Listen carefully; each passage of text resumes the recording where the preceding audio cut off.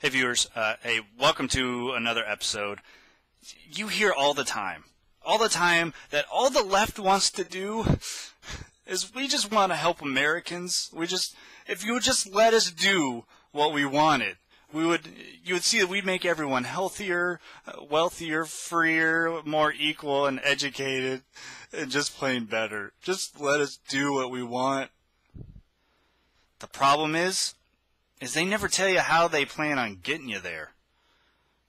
But every once in a while, and this can't be on purpose, because if it was on purpose, no one would believe their crap.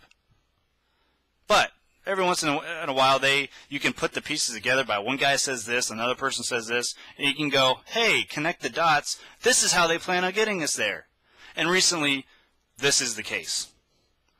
First off, we have Valerie Jarrett saying that the role of government, well, you know what, she can say it a lot better than I can. So. And he has a vision for our country, and I think his American Jobs Act sent a very positive signal about what we could do instantly to create some jobs, because we know that's the backbone of our community. We have to give people a livelihood so that they can provide for their families. All right, so next we have former Obama budget director Peter Orszag saying this, quote, during my recent stint in the Obama administration as director of the Office of Management and Budget, it was clear to me that the country's political polarization was growing worse.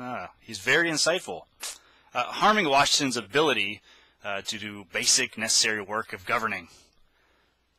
If you need confirmation of this, look no further than the recent debt limit debacle. Oh, I hate that phrase, debt limit debacles.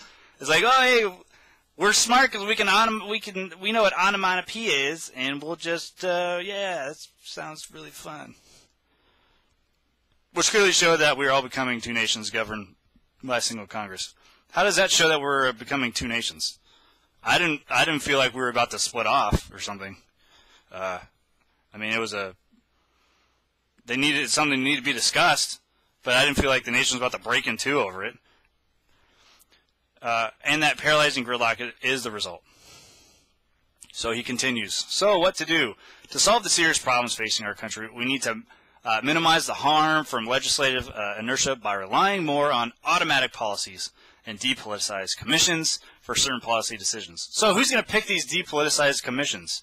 Are they going to go to departisanship classes where they get injected and they stick a needle in your arm, they just suck out all the partisanship in you? Now you're just a numb guy walking around, totally objective to everything. What? That doesn't make any sense. So he goes on. Sorry, let me finish this quote. I keep interrupting. I'm very sorry. In other words, radical as it sounds, we need to counter the gridlock of our political institutions by making them just a bit, tiny bit less democratic. End quote. I find his analysis extremely hilarious because it's exactly the reason the country's in this position in the first place. You see, a lot of social programs are automatic, meaning they don't go up for vote to continue the budget. They just keep on going. They just drive down the road, cruise control all the time. And money they don't look at if they're paying too much, if there are less or more people that need it just goes. So his answer to fix the budget, or just everything, I guess, is to make everything more automatic. So the problem already is too much autonomy, and he wants to make it more automatic. Incompetent. All right, next we have Mayor Bloomberg saying while government action is not sufficient alone, it is nevertheless absolutely essential. There are powers only governments can exercise, policies only governments can mandate and enforce, and results only governments can achieve. To halt the worldwide epidemic of non-communicable diseases, governments at all levels must make healthy solutions the default social option. That is, ultimately, government's... All right, and finally, we have Governor Perdue joking. I'm just kidding around. I'm so funny.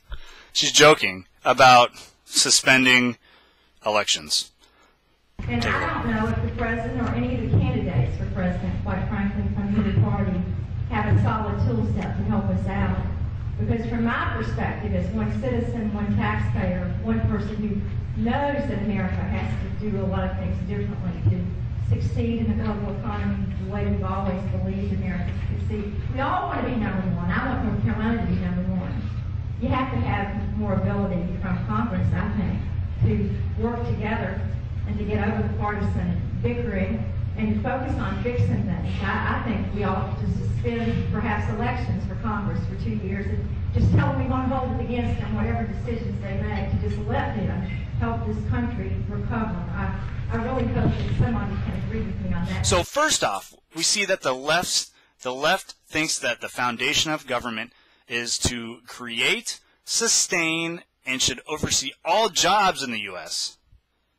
And then next, to keep that progress moving and not create gridlock, not to create two nations governed by a single Congress, that we should have less dialogue and less votes in the House and Senate, and just have a few individuals make some decisions until, just short term, until everything is fixed. Then, hey, we should just suspend all elections so our leaders can fix everything. Oh wait, no, I'm just kidding. Just kidding. No, don't do that. I was just kidding. You recorded me saying that? No, it was a joke. Completely a joke. I took a class, a comedic class the other day. Actually, I watched Borat, so not. Okay, anyways, sorry. Moving on. And finally, we have a mayor. We have a mayor who thinks that controlling a person's diet is the sole role of government. You got to be kidding me. You can't. You hear this all the time, but you can't make this up. I feel like I'm writing a fiction novel. I wish I was, because this would probably sell pretty good. So these are all of this is the reason why we are in this position in the first place. This isn't new. This has been going on since early 1900s. This has been a slow progression. So if you just put these policy pieces together, you can see where they're trying to take us. Valerie Jarrett, control jobs. Former budget director, control votes. Governor Perdue, control elections. Just kidding. And Mayor Bloomberg, control diet. Control, control, control. So to make this country freer, more equal, wealthier, more educated, all you need to do, this is it. They only ask for one thing, is to give up everything. Don't rely on God or family or anything else, except for their decisions and ambitions for your life. Thanks for watching. Empowering you to take back this country. And we'll see you soon.